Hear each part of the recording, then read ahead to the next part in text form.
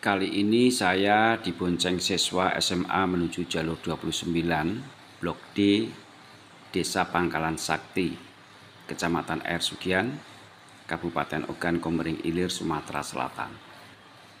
Tepatnya menuju ke kediaman Pak Moh Saikoni, Ketua Panwascam yang menjadi berita heboh di Air Sugian karena dipecat dari jabatannya sebagai Ketua Panwascam Air Sugian. Berita heboh itu tentu tidak boleh berlalu begitu saja. Meskipun Pak Saikoni mengatakan ikhlas dan legowo. Itu hak Pak Saikoni. Tetapi publik juga punya hak untuk tahu. Karena jabatan Pak Moh Saikoni adalah jabatan publik. Judulnya dipecat. Itu sudah menjadi dasar keputusan yang berarti yang bersangkutan melakukan sesuatu yang fatal atau kesalahan berat. Di mana letak fatalnya? Inilah yang menjadi pertanyaan publik yang pada akhirnya fokus kepada sosok yang murah senyum dan selalu mengucapkan alhamdulillah lillahi ta'ala. Sumek Minggu tidak cukup hanya mendengar dipecat, tetapi juga ingin melihat secara detail di Desa Pangkalan Sakti mengenai segala hal termasuk paguyuban desa yang sudah dibangun sebagai komunikasi masyarakat desa melalui WhatsApp. Perjalanan menuju Desa Pangkalan Sakti rasanya males, rasa-rasen, karena saya tahu perjalanan yang akan saya tempuh pada pukul 15.00 waktu Indonesia bagian Barat atau jam 3 sore. Sementara hujan tak kunjung reda sejak malam tadi.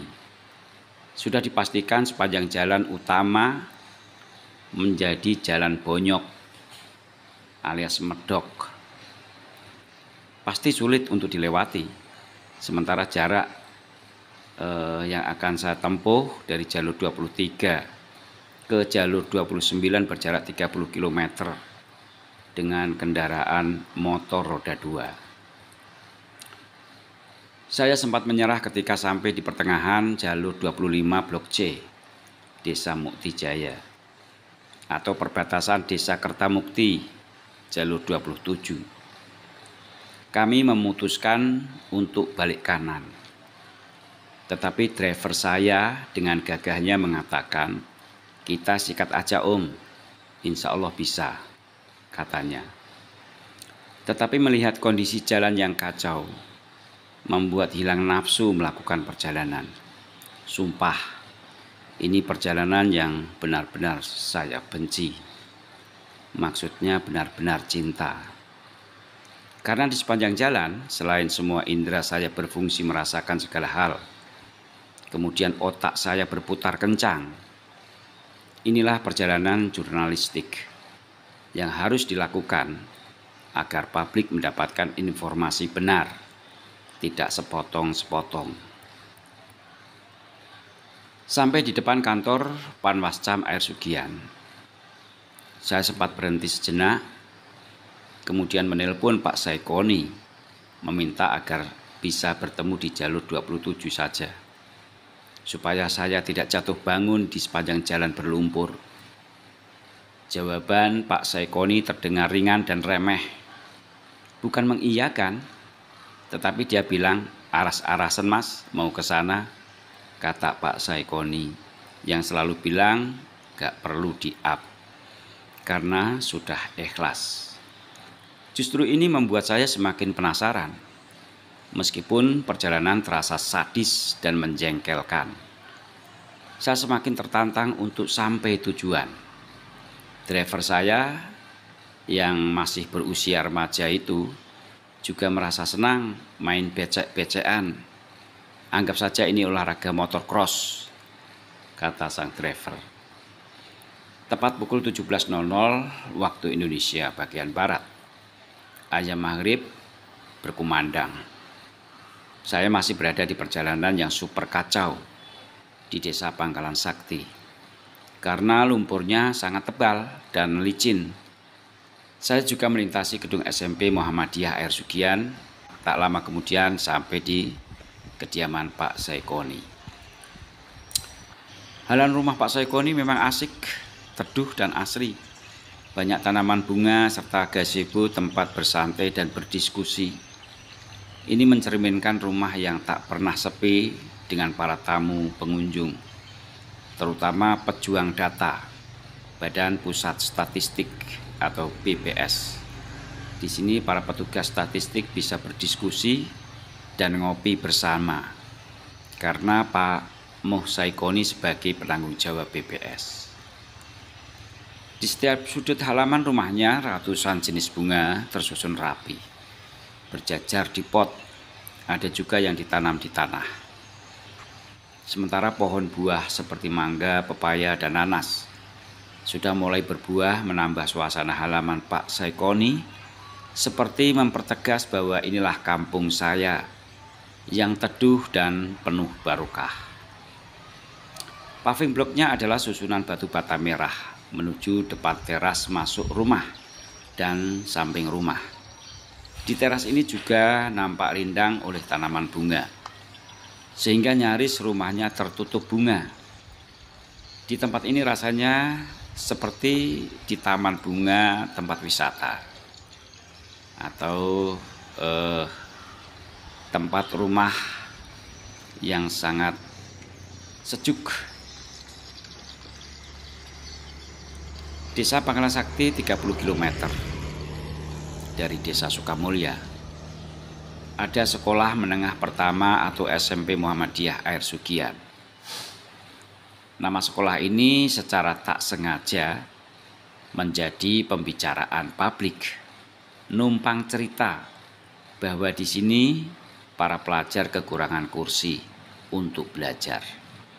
Kursi yang ada adalah kursi plastik yang tidak tahan lama alias mudah patah.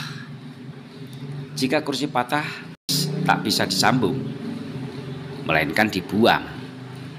Kalau sudah dibuang, maka meja belajar menjadi melompong tanpa kursi.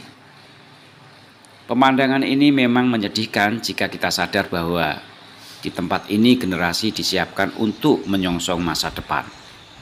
Butuh kepedulian semua pihak dan bersama-sama mencerdaskan kehidupan bangsa. Bagaimana dia bisa belajar dengan nyaman jika fasilitas penunjangnya minim?